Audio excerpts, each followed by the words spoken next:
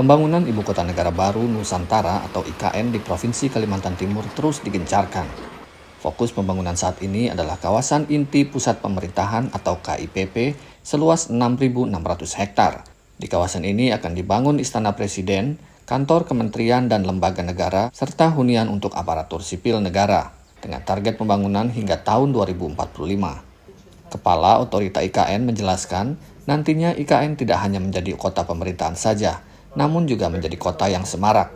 The city itself will be self-propelled city, hopefully, right?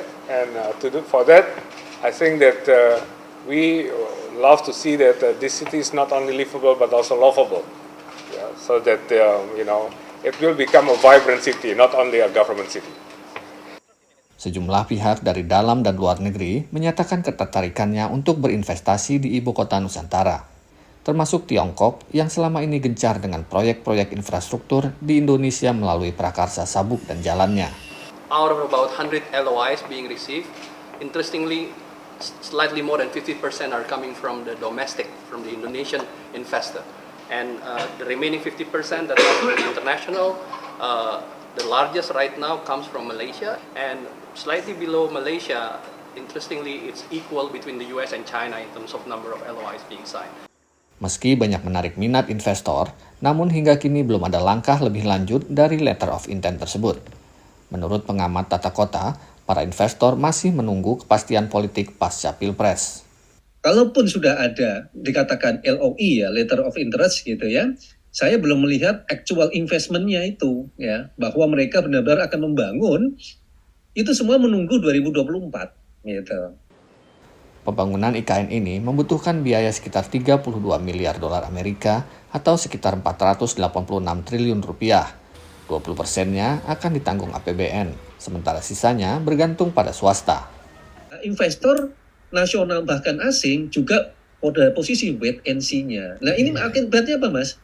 Akibatnya tadi pembangunan IKN sampai dengan 2024 tadi murni APBN. Ini secara teknis ini akhirnya membebani APBN sebenarnya. Kawasan IKN terdiri dari 9 wilayah perkotaan termasuk KIPP.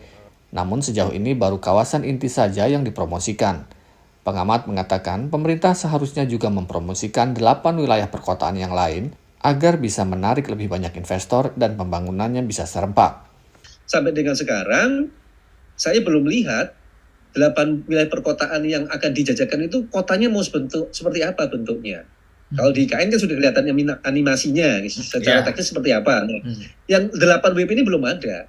Hanya disebut, ini nanti kota kesehatan, ini kota pendidikan, ini kota industri. Tapi konkretnya itu kalau buat investor, belum kebayang. Menurut pengamat tata kota, membangun sebuah kota dengan segala fasilitasnya, idealnya membutuhkan waktu 20 hingga 25 tahun. Hingga awal Maret ini, progres pembangunan fisik di IKN mencapai sekitar 23%.